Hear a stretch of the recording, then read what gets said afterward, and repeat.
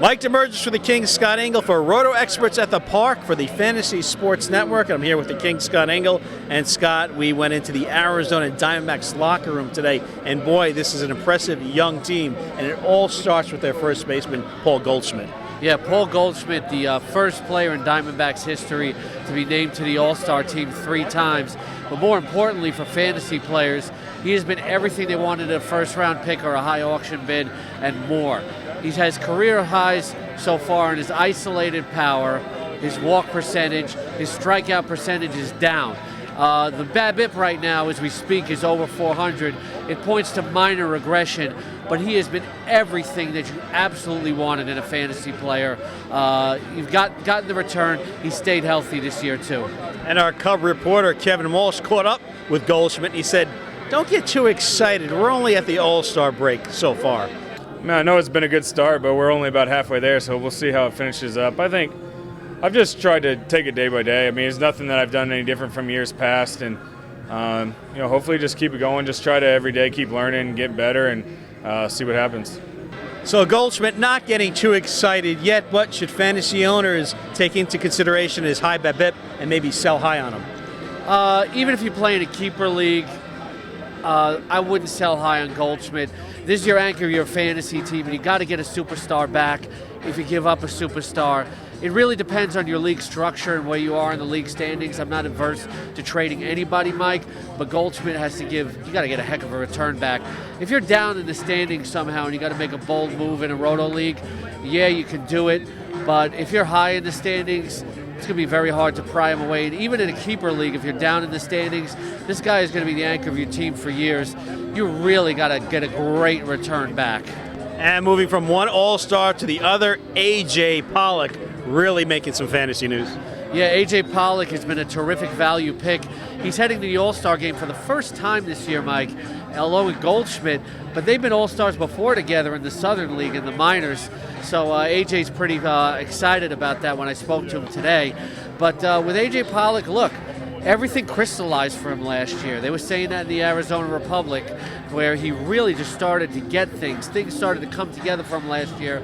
It was just a matter of injuries ending his season early. And a lot of people were scared off about Pollock because, they were worried about his health. But anybody that was willing to take the value selection on him in the middle to later rounds, they've got more than enough of a return. And bench coach Glenn Sherlock said that Pollock's really coming into his own. AJ's a really good ball player, plays a great center field.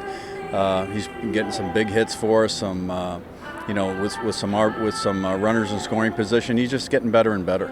Moving from the offense to the pitching, how about the young lefty Patrick Corbin, who's recovering from Tommy John surgery? A lot of fantasy owners have been stashing him and waiting for his return. Yeah, and they finally saw it on July 4th when he got 5 innings and got a win. The thing with Corbin is, if you look at his 2013 game logs, he's going to go a lot deeper into games. You can get a good 7-8 innings out of him when he starts getting his rhythm. He told me the elbow's feeling really good. You look at this 2013 season, he had an incredible first half where he was 11-1 with a 2.35 ERA and made the All-Star team. Then in the second half, the ERA was well over 5. I don't think he's either the pitcher you saw in the first half or the one you saw in the second half. Somewhere in the middle, if you're waiting for him to come back, he makes a really nice 5th or 6th starter on your fantasy team, and a great stash for National League only players.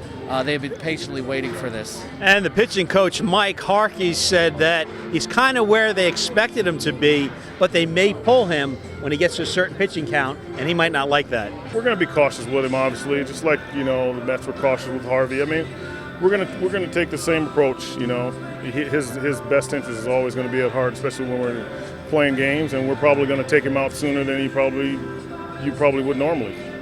And staying with the pitching, Robby Ray, the 23-year-old lefty from Tennessee, also a former teammate of Max Scherzer, and his fantasy value has really been rising. Yeah, ever since he came up on June 5th, he's been a nice find for all fantasy players, especially National League only players.